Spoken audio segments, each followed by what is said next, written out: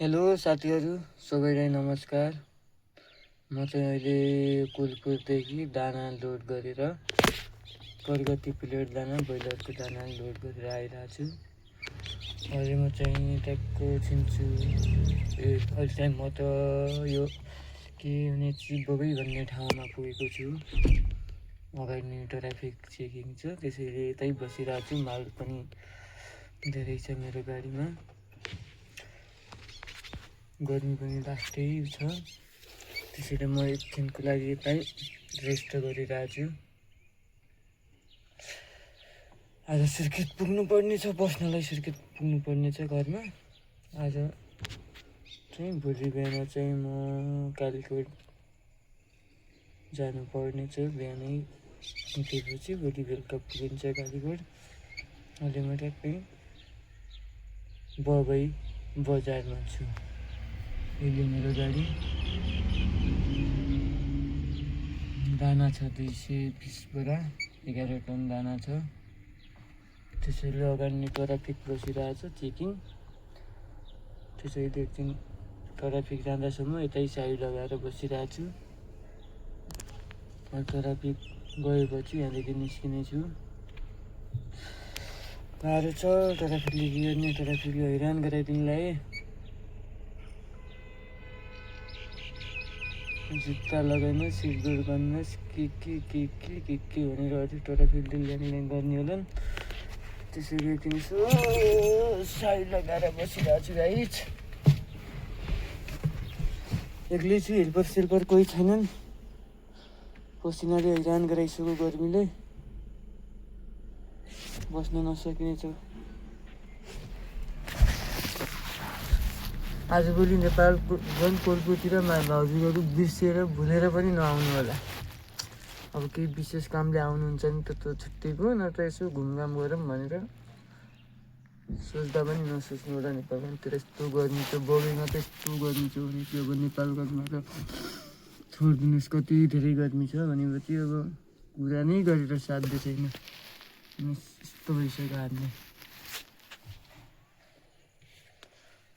गाडीमा एउटा पङ्खा चढ्नु पर्ने छ अब चिसोको लागि। गर्मीले हैरान गरिदिँदा के गर्ने साथी हो, गर्मी छ लास्ट हैरान गराइदिन्छ।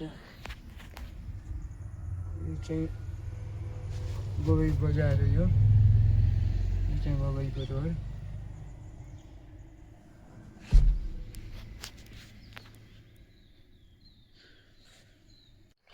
हेर्नुहोस् यो बबईको बजार।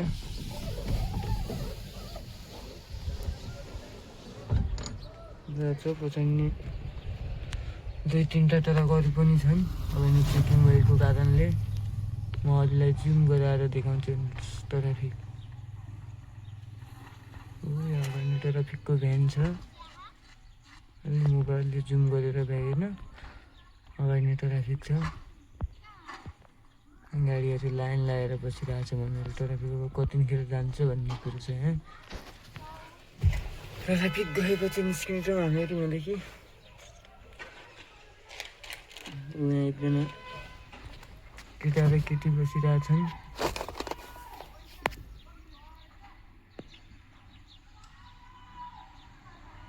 यिनीहरू चाहिँ भागेर आउन सक्छ।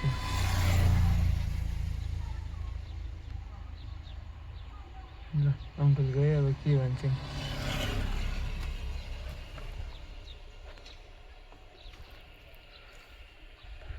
मलाई चाहिँ एउटा हेल्पर चाहिएको छ साथीहरू, बर्खा लाग्यो अब। त्यसैले चाहिँ एउटा हेल्पर चाहिएको छ।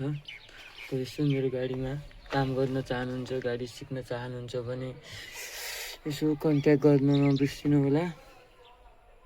यस्तो यो काम कोलपुर जाने लोड गर्ने, कालीकोट जाने खाली गर्ने, सुर्खेत आउने बस्ने, कालीकोट नेपालगञ्ज सुर्खेत यस्तै हिँटेको हिँटै गर्नुपर्छ। एक दिन बस्न पाइन्न, 9-10 टी बान्नुपर्छ महिनामा।